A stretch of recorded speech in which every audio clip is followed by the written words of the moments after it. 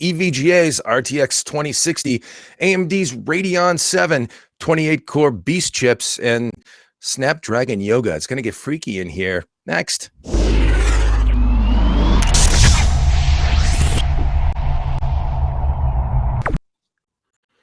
Welcome back to another episode of Hot Hardware's 2.5 Geeks. I'm Dave Altavilla, and I am joined this week. We are going it with just two geeks, so hopefully you guys can handle that. I'm joined this week, as always, it seems, with the illustrious and ever fabulous Marco Chiappetta. How are you today, there, buddy? I am doing okay. It was a busy week getting ready for the Radeon 7 launch that happened this morning, but it's done. I could take a deep breath, and things are all good. Things are all good. Are you feeling fresh and you got your Radeon, dude? Not feeling fresh. This old guy never feels fresh anymore. But I'm happy. I'm happy that one's off my plate. I tried to do a fair amount of testing to cover compute, games, synthetics, yada yada yada, power, overclocking, at least what overclocking could be done, and I think we tell a good story with that card. I think the review came out okay. Cool, telling stories. Well, we'll get to that for sure in short order. Lots going on right about now. We are rolling up to. It seems like it's Q1. It's just one thing into another. We are rolling up to Mobile World Congress, fresh off of CES 2019 in Las Vegas, Mobile World Congress in Barcelona. We're not going to be there, actually. We will be covering. There's lots of announcements. I am going out to Samsung Unpacked, which is a known event going on in San Francisco right around the, 19th, I think? Yeah. At any rate, and that's, again, the build up to Mobile World Congress. So lots of things going on in the mobile world, lots of things going on in the desktop computing space. Just really bubbling right about now as we, it's like we rolled out of CES, everybody announced and unveiled, and now it's time to execute and ship. So what are you most excited about, Marco, beyond the PC space? Anything that's caught your eye lately? Because there's a lot bubbling in the tech before we dig into the particulars here. And nothing terribly exciting outside of the PC space for me. It seems like lots of incremental upgrades coming in the ultra mobile, smartphone space. Tablets to me are kind of dead. There's no point when you can get an awesome convertible, like the Yoga we're going to be talking about in a bit. I think for me, the most exciting stuff, which has been for the last, 30 years for me, is the enthusiast computing stuff. And there has been a lot of really cool enthusiast stuff happening recently, which I think is great. Yeah, good stuff. Yeah, I'm a little bit more excited in the mobile space. I think I gravitate a little bit more than you do towards the handset side of what we do. Although PC is near and dear to my heart, of course, as well. I'm excited to see what these next generation of phones come to the table with when you talk about new platforms like Snapdragon 855, different 5G, 5G platforms from Qualcomm as well. That will enable new technologies, and then some of the new design iterations that hopefully will be either doing away with the notch or other integration levels of integration, like fingerprint readers in glass and stuff like that. So I think we're cooking up for some good stuff all over the tech space in the weeks ahead here. And why don't we dig into the headlines now and talk about what's been going on at Hot Hardware the last week or so, and what folks have to look forward to as some of these products hit the market. Hey, by the way, Patriots, Super Bowl world champions yet again. Sorry, but we're still here. I had to say that. I hail from Boston. Marco doesn't care because he doesn't track football, right, Marco? You could not care. I could not care less. The Super Bowl was an excuse to have a party. It was the first game I watched all season. My daughter was rooting for the Patriots. She picked the Patriots, so she was happy. But yeah, all I care about is boxing, man. You know me. I knew I liked that kid for a reason. I didn't know why, but now I know. She's a Patriots fan. That's a beautiful thing. But all right, well, good stuff. Well, we won't bore anybody anymore because the Super Bowl was a little bit of a snooze fest until about the fourth quarter, anyways. But yeah, let's dig right in and talk about something you looked at, Marco. Before we get into what folks may be looking at as the main event here for the podcast, AMD's Radeon VII, but let's talk about a few other things. EVGA's GeForce RTX 2060 XC review, compact and overclocked. There it is there. That's the GeForce RTX 2080 XC from EVGA. It's a short little stubby fella now, isn't it? And it's got a beefy cooler on it, though. What is this card all about? And I guess what's the value prop here? Yeah, so it is exactly sort of what you mentioned. It's a short, stout GeForce RTX 2060. So EVGA for the Turing release has really gone nuts. Like, they have a ton of cards at multiple form factors: liquid cooled, air cooled, multi-fan, single fan. Like, you name a card style, EVGA has come out with it. This particular RTX 2060 is a factory overclocked 2060, which is to say it's faster than NVIDIA's reference design. But instead of using the 9.5-inch PCB like NVIDIA's card, this guy's got a 7.5-inch PCB, slightly higher GPU clocks, and instead of making the cooler longer, it's thicker. So this guy's, a 2 3/4 slot, effectively 3 slot wide 2060, but nice and cool. Outperformed NVIDIA's reference card across the board because of this one's higher GPU boost frequency. This one can boost up to 1755 megahertz, whereas NVIDIA's card boosts to 1680 megahertz.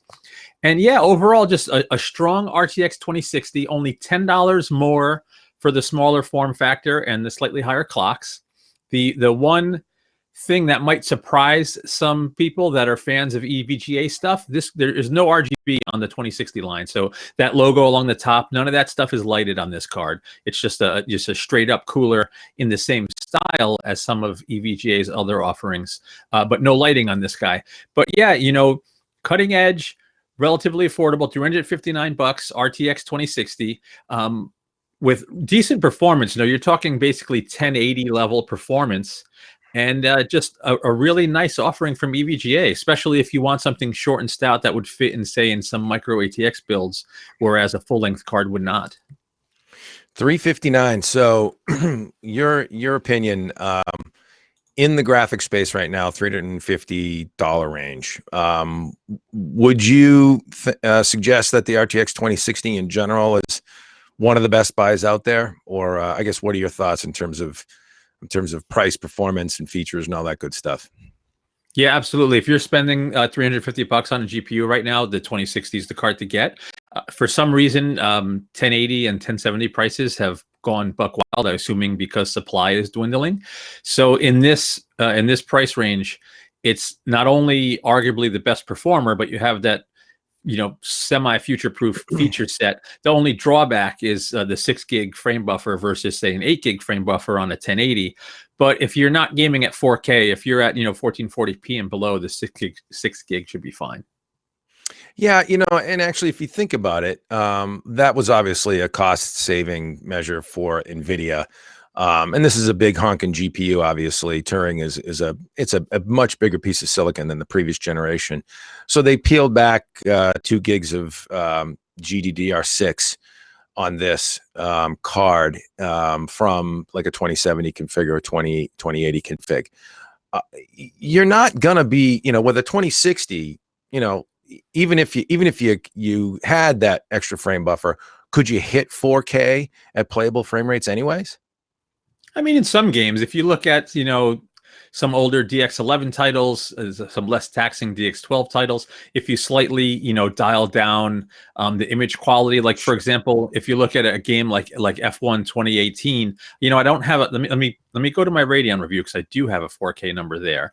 So if you look at 4K performance with the 2060 in a game like that, it hits, what does the 2060 hit? It hit 40 frames per second at the absolute highest quality the game has to offer. It actually higher than the highest presets. I also turned on the SSRT shadows.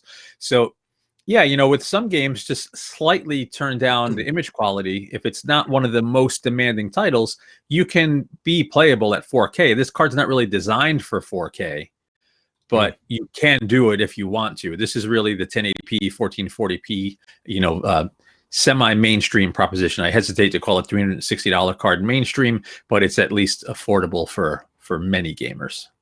Yeah, that's what struck me, is that that seemed like the right compromise. If they were had to compromise based on cost, because again, that GPU is more expensive to manufacture. It's a bigger slice of silicon.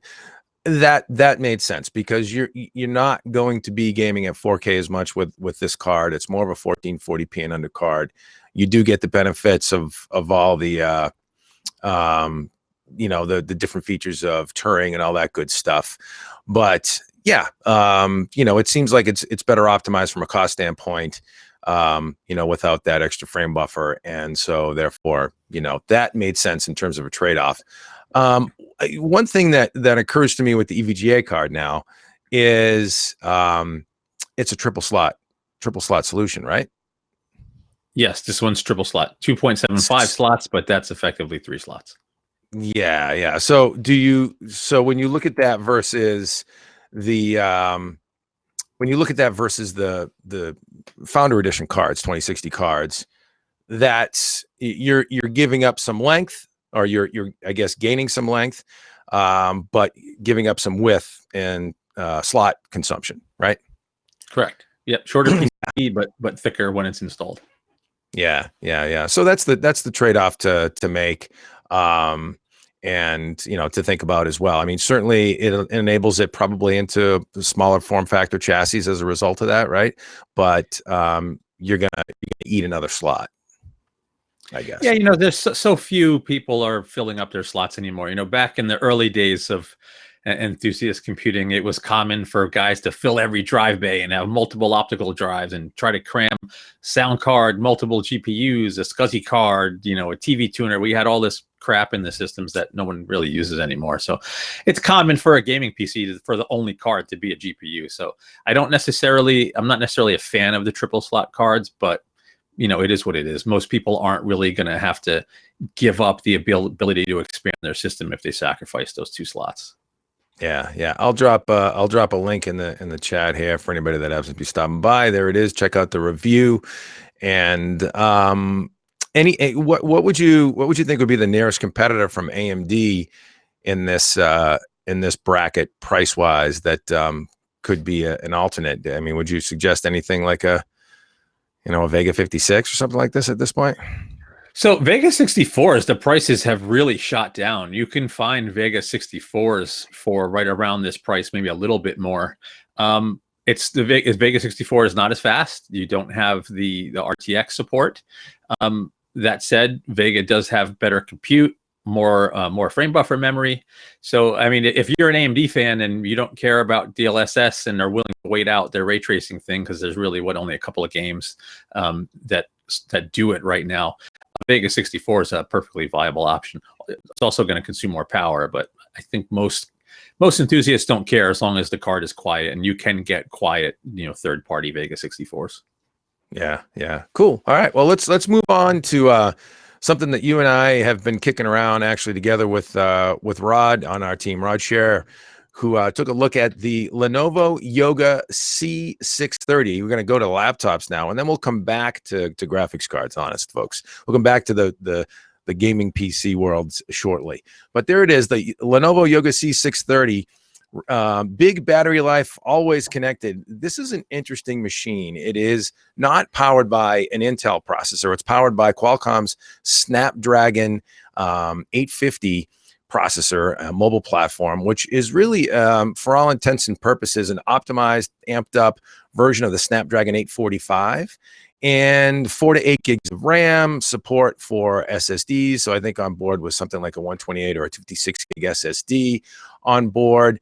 13.3-inch machine, weighs under 2.5 pounds, and Adreno 630 graphics, Qualcomm's Adreno 630 graphics on board.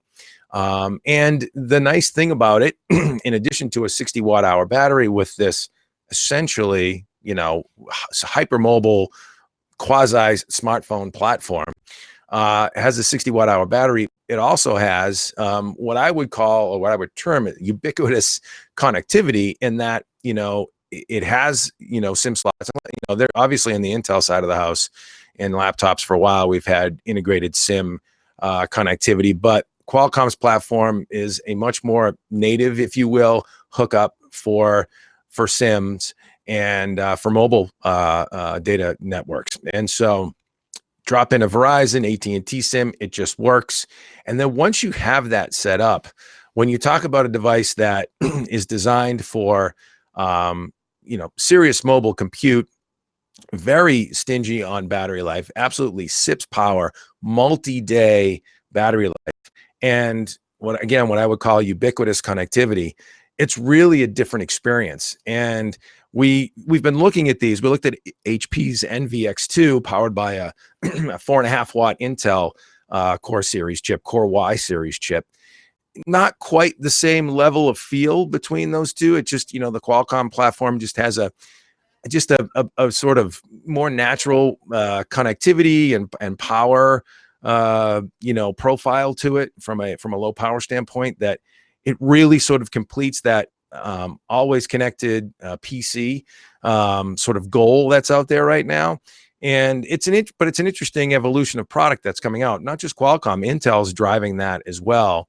And I think you'll see better iterations of Intel's version of this platform, or the vision, if you will. But what's interesting about it is it's Windows on ARM, and so there is a limitation. That HP NVX2 machine that we took a look at a few weeks ago, we actually mentioned that on the cast. That's Intel x86. Anything you install on it just works. You don't have to worry about it.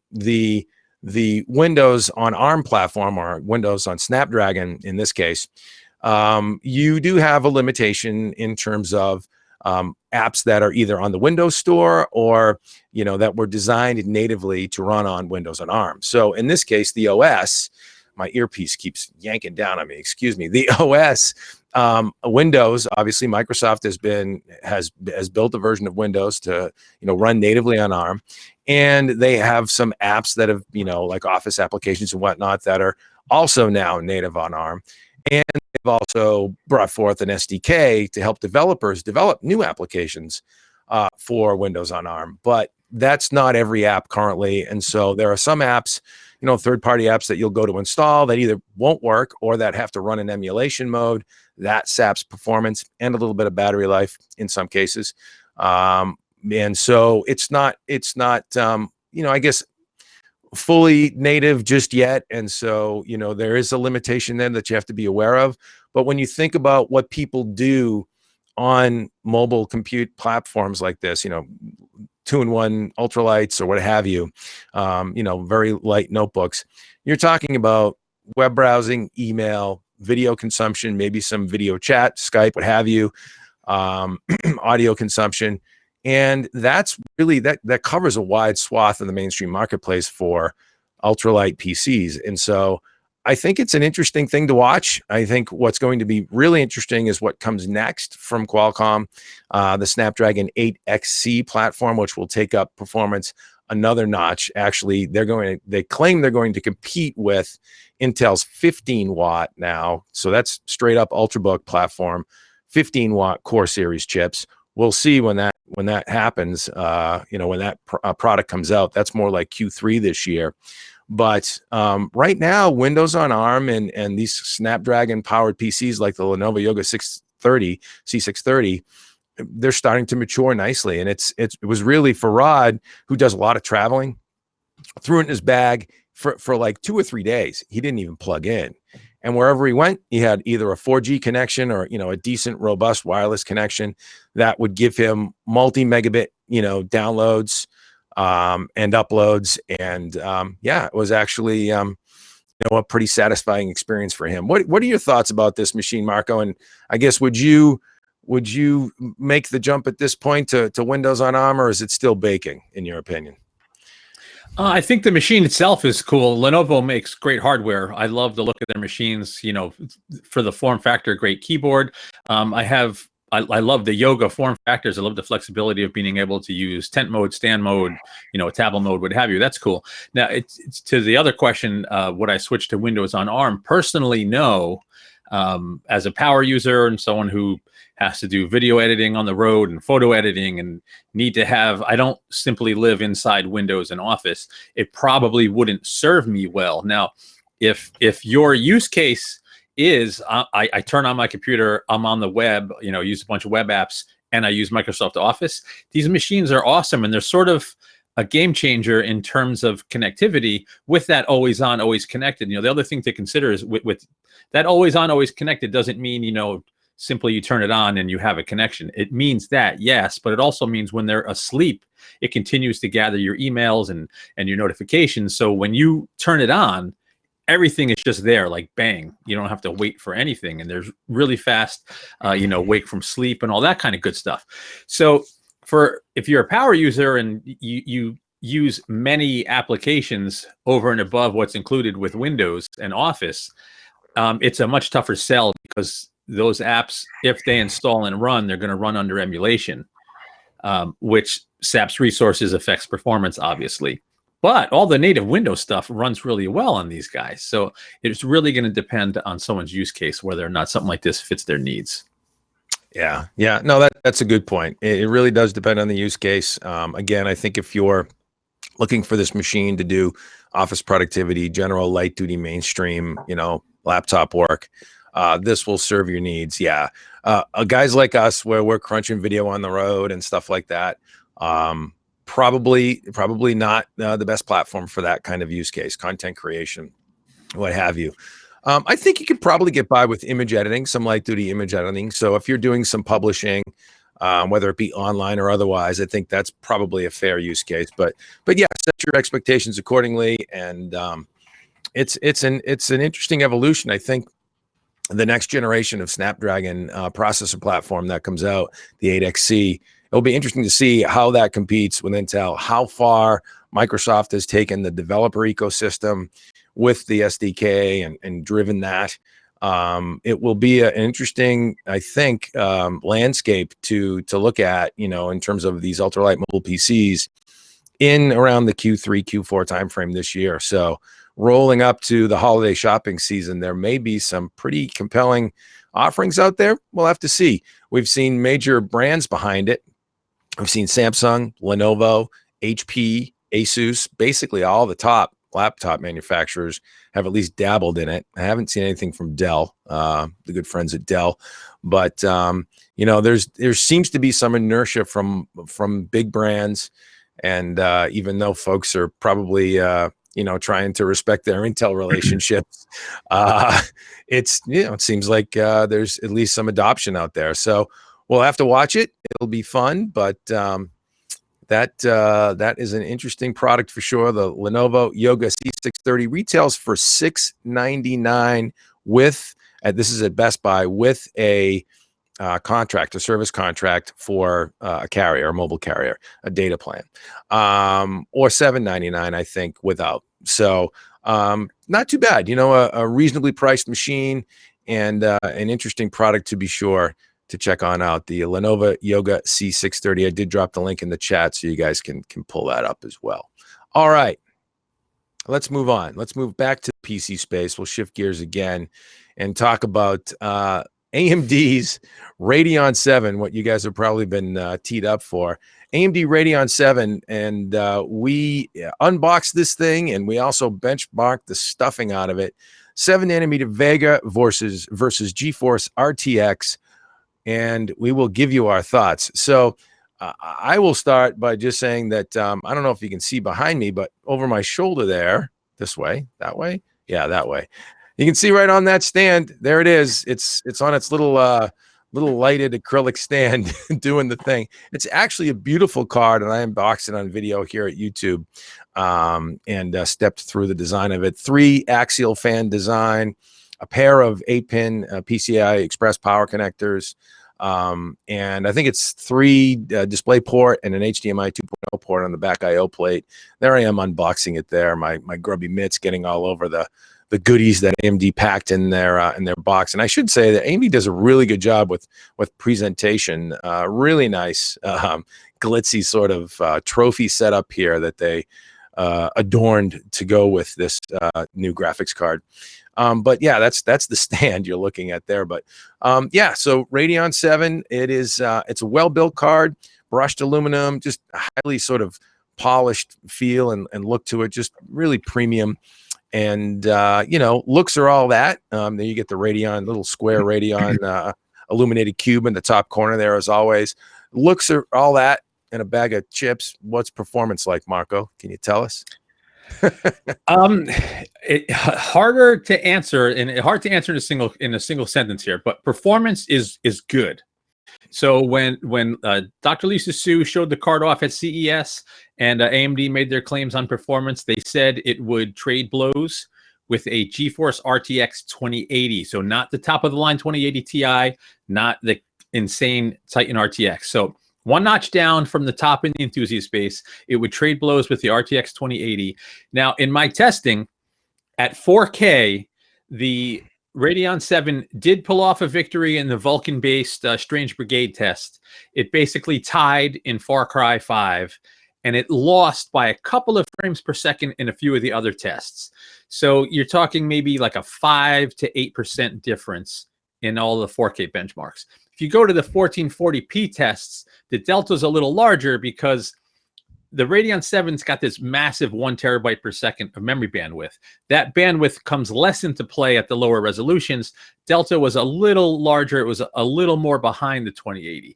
And if you look at some like older titles, DX11 titles, it actually lost to the 2070 in some tests. Like the VR tests, it trailed the 2070, which is available for a few $100s less. So performance is kind of all over the map.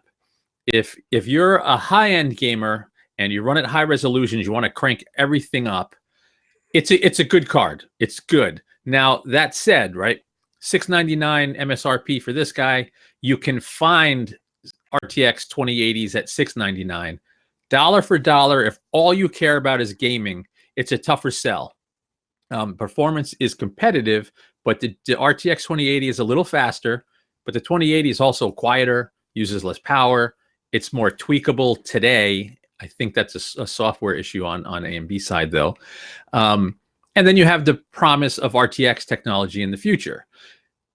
Now, that said, this guy's got a 16 gig frame buffer, and it's an absolute beast in the compute tests. So if you're a content creator or you're an academic and you're going to leverage a GPU for whatever kind of math, especially, double precision math, FP64 stuff, it's an absolute beast. Nothing can touch it. If you see the charts, it literally crushes everything by multiples, sometimes 5 or 6x, including like a 2080 Ti. So it's kind of a difficult performance profile. You can't really nail one group down where it's perfect. But it is competitive. At least it marks AMD's re-entrance into the competitive landscape at the high end of the GPU space. So that's the sort of short answer with a lot of words. Yeah, it is a tough one to dissect, to be sure. I think you and I were both hoping for, I guess, a little bit more balanced performance, perhaps, and by that I mean we wish the power and thermal picture was a little better with respect to the performance. I think the performance levels, where it's right on the tails of a 2080 and or beating it, or somewhere in between a 2070 and a 2080. We could have expected a little more there, but it was pretty close to what we were expecting, what we were told. And, for the price point, kind of where it needs to hit. I mean, honestly, I think, what these days, 2080s are coming down in price, right? It used to be that was a 2080 was a $799 card. That's not the case anymore, right? Well, the non-founders, I think the base ones, I'm pretty sure it was that $699, but there's very few of them. You can find them. Now, I have tons of theories on this card. So this is all speculation and rumor, all right? Yeah. For the last few months, not everybody, a bunch of people had been saying that Vega 20 was not going to hit the consumer space, right? It was on the MI50 and MI60, and it's just too expensive to launch as a consumer card. This is speculation. Nobody said it to me. No confirmation from anybody. I think NVIDIA sort of ratcheting up prices at all the different brackets made AMD go, this chip would compete with a 2080. And now all of a sudden there's the potential for a little margin because NVIDIA shifted all those price brackets up. And that's why AMD made the decision to bring this out in the consumer space. I also think if you look at history, the Vega 64 came out and was competitive with 1080, but wasn't a clear win, yada, yada. But if you look at Vega 64 versus 1080 today versus launch, it basically wins across the board except for power. And you can get quiet cards from AMD's partners. Looking at Radeon 7, so this wasn't just a straight shrink of Vega 64 down to 7 nanometer, right? There are some enhancements to the GPU, and AMD completely retooled how it handles thermal and frequency throttling with a whole new array of thermal sensors in the chip. It now checks for something that AMD calls junction temperature, which is basically an aggregate of a bunch of temperatures internal to the chip versus the single GPU temp of the past. So I think they kind of rushed it to get it out the door, and there is going to be some headroom to not only tweak power, but frequencies. I think they're going to be able to wring a little more performance over time, just like they did with Vega 64. I think that larger frame buffer is going to help longer term as games get more complex. And I think they'll be able to tweak that fan profile to make it a little more comfortable. The card was loud. So I think today the battle against 2080, it's a real uphill battle for AMD. I think tomorrow the story is going to change. I'm speculating, but I would bet the farm that I'm right, and the landscape's going to look different in, say, 2 months. We'll see. Yeah. It's an interesting situation to ponder. I think you're probably right with respect to the fact that this card obviously has monster compute performance. And when you think about, it was initially targeted for the data center, for machine learning, for other workstation compute applications, you would see this card absolutely just dominating, doing very well in that space. And that certainly makes sense. I think interesting there when you talk about their AMD's Pro workstation card lineup, this is going to affect that lineup nicely. It's going to drop into that lineup and offer some serious value proposition for workstation professionals. But yeah, I think you're probably right. I think this card was, they saw the price points of NVIDIA's product, it being a little bit more expensive than perhaps we all expected. And so they decided to strike with what they had and make a play at it. I think, what do you think about the potential of availability for this product? Do we think there's going to be enough volume in the channel from the folks at AMD? They, of course, will tell you, yes, it's a volume card. But consumer volume is big volume. Yeah, I've heard some concerning rumors that it's a very low count of cards, and I wouldn't be surprised if it was a low count to start. Like I said, this was an HPC / data center card that's been retooled, and it is very expensive. They are not going to want to end up with a bunch of unsold inventory, so they will be conservative, I believe, to test the waters. I think people will be able to buy them because I don't think it's going to be an insane mad rush in the beginning. Anybody that's read the reviews, I think it was kind of universal across the board. Some of the sites were really high on it that, I'm not going to, whatever. But, I think it's not going to fly off shelves initially because the informed consumers that know what it is are probably going to play wait and see a little bit. Now, the other thing to consider is this isn't the full configuration of Vega 20. This is the slightly chopped down version from the MI50. Now, if everything I said comes to fruition, where there's some performance to be gotten from software, and there's some frequency headroom and room to play with power, with a full configuration, which is a 4096 stream processor, 64 CU chip. The one in the Radeon 7 now is 60 CUs with 3840 stream processors. If they get, let's say AMD can get 5 to 10% more performance out of software, 3 to 5% more performance out of frequency and power, and then they come out with a 4096 stream processor version, if they do this, now all of a sudden that's a card that will most likely clearly outpace the 2080. I don't think it catches 2080 Ti, but now they have a card. If they wanted to charge $1,000 for it, they could, assuming this all happens. So this is just a really, I don't know how to word it. It's kind of a funky launch. I think it was like, let's get this thing out the door and make a splash and hope that people don't catch some of these issues. But yeah. This is an interesting play over 2019 until Navi comes. I could almost feel the daggers coming out when you said $1,000 card. People would be like, no. I mean, that stinks. I know nobody wants to spend $1,000, but if NVIDIA can get 1,500 for a 2080 Ti, and 2080s are going for $700 to $850, yeah, and AMD has a card that has all of those compute and memory advantages, plus outpaces 2080 in games if a 4096 stream processor version comes, there's a case to be made. They could do it.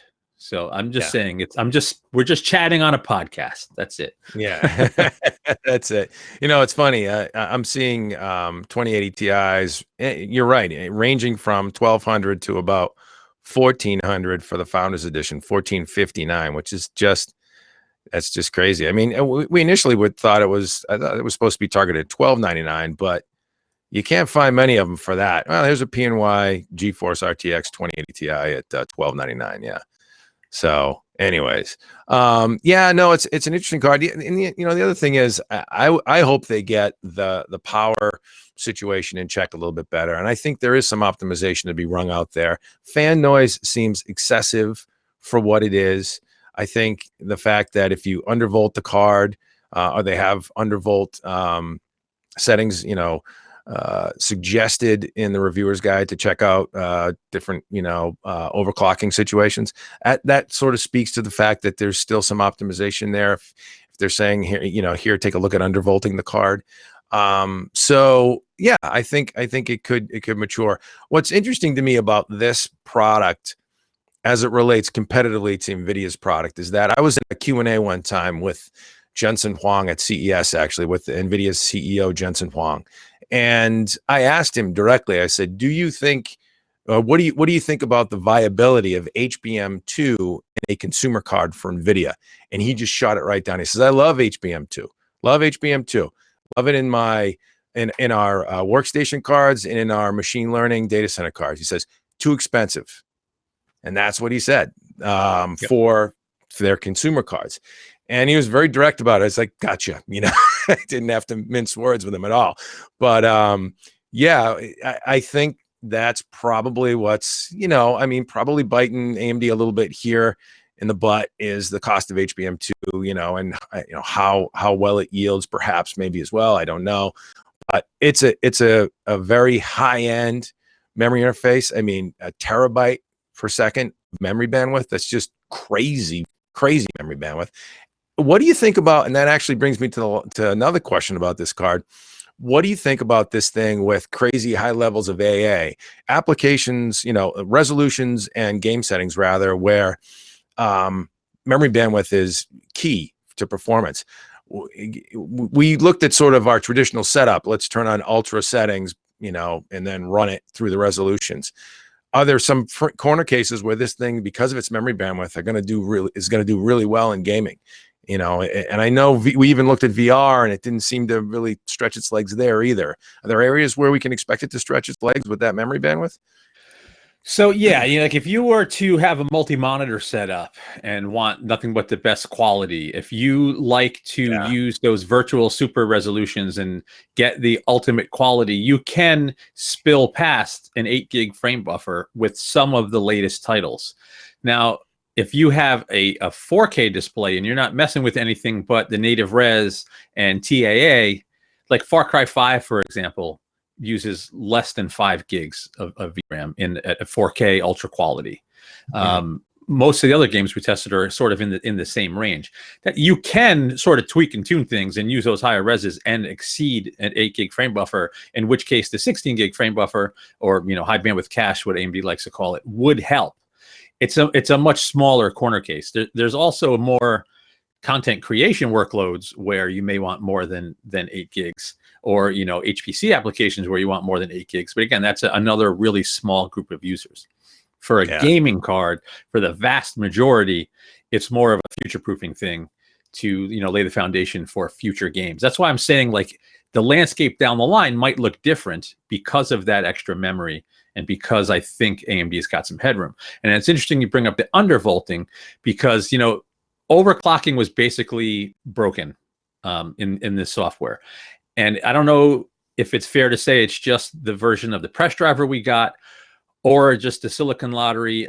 My particular sample just wasn't really friendly for overclocking, but it seemed that lots of others had basically the same issues I did.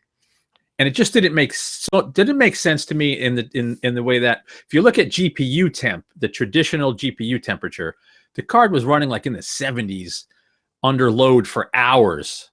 The junction temperature was very high, high 90s, hundreds, and that's what's being used now to throttle frequencies and voltage. I think AMD's being really conservative because they didn't have as much time as they wanted to get these cards out the door. So I think that whole algorithm has some wiggle room there. It's just my suspicion. I don't know. I just think there is going to be some wiggle room there. And, if they can get some additional clock out of this thing, additional frequency out of this thing, power was also pretty good. It was like 50 watts lower than a Vega 64 with much better performance. It was higher than a 2080, but not out of the realm. And now you mentioned the undervolting. What's cool with the undervolting, it didn't really affect performance. Performance stays level, but you can drop power like another 5, 8, 10%. So like there's wiggle room there. It's just, that's all. That's the only way to kind of put it. There's room for AMD to play and optimize this card, especially if a board partner comes out with a custom card with even more robust power delivery and a bigger quiet cooler. Who knows what this thing's going to do? It could be really nice. We got to. This all has to shake out. Yeah. And the other thing that occurs to me is, why not a Radeon 7 8 gig? I mean, can you depop that multi-chip module package? It's a chip and wire package. I'm just trying to think. If they want to do 8 gig, they have to build more with half density HBM2 if you want to keep that memory, the 4096-bit memory interface. So I just don't think they built them, because it was originally just going to be a data center card. I mean, that's what I wonder. That would obviously drive some cost down for sure. You've got 8 gig less frame buffer. It's a lot less frame buffer, and so drive some cost out of it. And maybe if you could keep 90% of the performance somehow at 1440p and under, that's a pretty cool card. If it's another, I don't know, $100 off or something like that. Interesting. Interesting dynamic. I think there's, as you say, there's room to wiggle there in a lot of areas. We'll just have to see how it all pans out. I mean, it's it's a little weird, right? I mean, there's something weird there, and I guess that probably maybe speaks to, and again, we're speculating that maybe it speaks to AMD's sort of reactionary move. There was an opportunity, they decided to strike. We know Dr. Su, CEO of AMD, is super aggressive as a CEO. I could see them making that decision to say, hey, let's roll this thing, man. We got CES coming up. We got to keynote it. Let's roll it, so why not? Interesting stuff.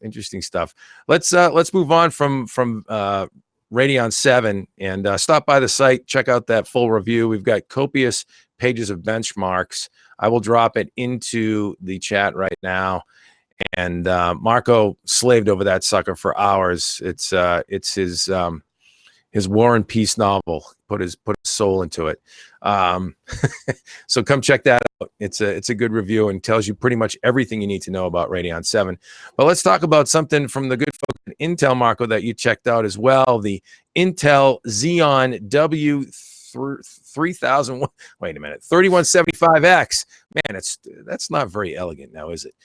Intel Xeon W3175X, a supercharged 28-core Skylake processor, 28-core Skylake SP, 28-core chip. It is a Xeon. It is a Xeon sort of repurposed, re-engineered, and optimized for really workstation desktop platform versus server. And there it is there. That is a big honking chip, monolithic 28-core die. It's not a chiplet thing like the folks at AMD do. What is this all about, and who is it for, Marco? Yeah, this thing is nuts. So I have to apologize for my stream. I think my something's up with my broadband. My quality has gone into the toilet. Before I answer your question on the Xeon, a couple of things from the chat. Orion, yeah. Blackhawk, nice to have you with us. Nathan, no, not a blower style fan. It is a triple axial fan. It can vent basically out of 3 sides. But it's not an axial fan. It's not a blower fan pumping out of the case. Most of the heat will stay inside the case. Okay, now back to the Xeon. This is actually a good segue because this is exactly Intel did with this Xeon what I'm speculating AMD can do with Radeon 7.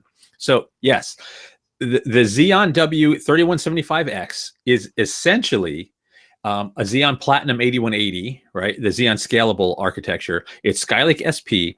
It's the 28-core monolithic, 28-core 56-thread Xeon, but same chip, same silicon. They are binned, they are binned so that Intel can get higher frequencies. But what Intel did was unlock it, so you can overclock it. They had their motherboard partners, ASUS and Gigabyte initially. It's probably just going to be ASUS and Gigabyte.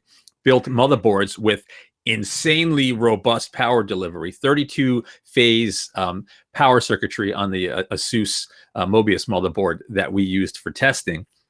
And they took this 28-core chip and they cranked up the clocks to insane levels for a monolithic 14-nanometer CPU, base clock of 3.1, boost clock of 4.3, with 6-channel memory architecture. And what you end up with, even though it doesn't have as many cores as AMD's 32-core Threadripper 2990WX, you end up with insane multi-thread performance because of the high clocks. So it basically, I think it won like 90% of the multi-threaded benchmarks, maybe more. Might have been all of them. I have to go look at all the graphs. Yeah. With the better single-thread performance, Intel's architectures still have better single-thread than AMD. And because it's monolithic and you don't have to deal with all these different memory domains, it's just a big, giant, massive memory controller. You don't have to deal with any of those weird compatibility issues that Threadripper WX series has because there are compute dies without memory attached. So all in all, it's just a monstrous beast of a multi-threaded processor targeted at people with insane budgets and content creators that are running workloads that will leverage all of these compute resources. So this is not, if you're a gamer and you only game, you have to be nuts to spend this kind of money for a chip like this. If you're filthy rich and you want to buy a few, hey man, more power to you. But it doesn't make sense if you're just a gamer, right? Right. This is for those content creation workloads, those design professionals, doing tons of video editing where you're going to use all of these resources. Then it's simply the fastest desktop platform money can buy today. Yeah. No, it is a crazy powerful chip, and yeah, you have to have the budget to be able to justify it, and the use case, the workload to be able to justify it. I think certainly workstation professionals, content creation professionals, where you're grinding on something for hours on end, to process something, with highly threaded apps. Certainly video editing is one of those kind of situations where you're gonna tax all those threads. We and we ran certainly all the standard benchmarks. Cinebench was in there, rendering, 3D rendering, Blender, Cinema 4D. These are professional rendering applications. Those are going to make use of this kind of horsepower. Yeah, it is a crazy fast chip. How did you feel? So $3,000, right? Yes. For the performance, what do you think about this chip versus, let's just take the next step down to the Threadripper 2990WX for the average workstation professional that actually justifies $1,000, a $1,500 to $3,000 CPU. Well, how about that that matchup there?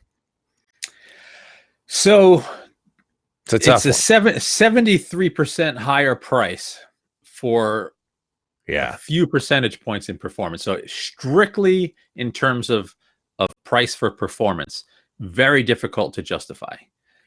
But it's difficult to justify, right? It's a $3,000 desktop processor. That's no joke. But the advantages of the Intel architecture being monolithic and not having to deal with those software issues, there's something to be said there. Like on the AMD side, what's cool is you have a lot of flexibility with the software to say, okay, this workload doesn't like the memory configuration. I can switch it in software, a quick reboot, and that's fixed. But you just don't have to deal with that stuff at all, on the AMD side. There's value in that, right? There's value in the better single thread just tooling around on the desktop. Now, any modern PC is going to be fine on the desktop too, but I'm just saying that there is a technical advantage there. Yeah.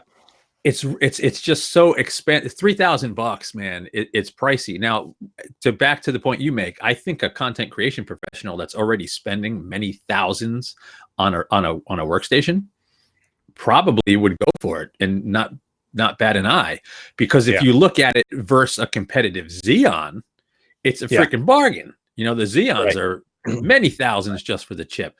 So Intel is in that position where they know they have the fastest chip, so they're going to charge a premium versus the competition. Strictly in terms of the numbers, it's hard to justify that premium, but in the entire landscape versus Intel's premium Xeons, it's cheap.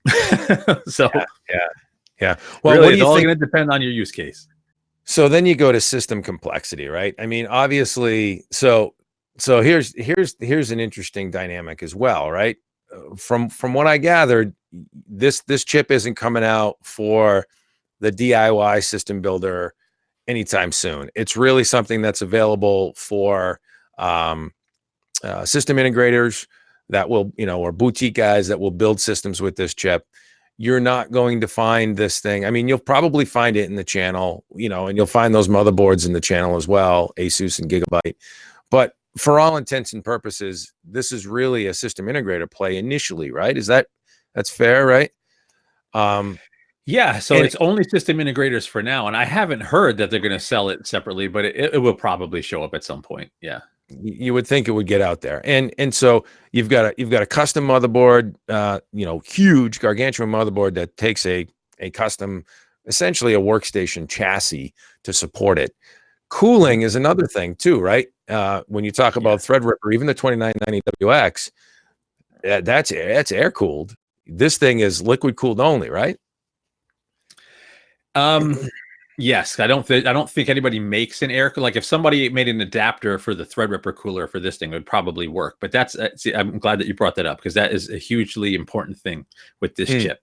Yeah. Now, Intel sent so the motherboards that are out there use the EEB form factor. They will not fit in standard ATX towers, right? There are some really nice EEB compatible cases at a wide range of prices. So it's not like there's no cool cases to choose from if by some chance you're able to build your own. So there are some nice cases out there. But here's the thing that stuck with me.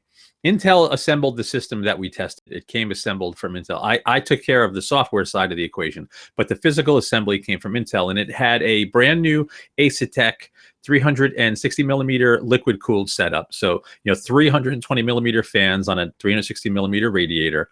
Plus there was an additional 5 case fans, plus the PSU fan, plus the GPU fan. So the system was super loud, There was no other way to say it. I mean, like server loud. Yeah. You know, like a 2U server with those crazy blowers loud. Even with that setup, you could very easily, so at stock speeds, right? It ran cool. The CPU was like in the high 70s, nothing to be concerned about. The slightest overclock, right? Temperatures would shoot up to 100C. Now the chip doesn't throttle; it throttles at a higher point than the traditional desktop chip, so that temperature isn't an issue. But that kind of cooling was required just to even get it to that point. Whereas if I just unplugged that Intel rig, my Threadripper system has an off-the-shelf thermal take, also 360 millimeter radiator, 2 case fans. I test everything in a system as somebody, you know, assembling it would. Yep. Dead silent. You don't even hear it. The system is dead silent, and it works perfectly fine.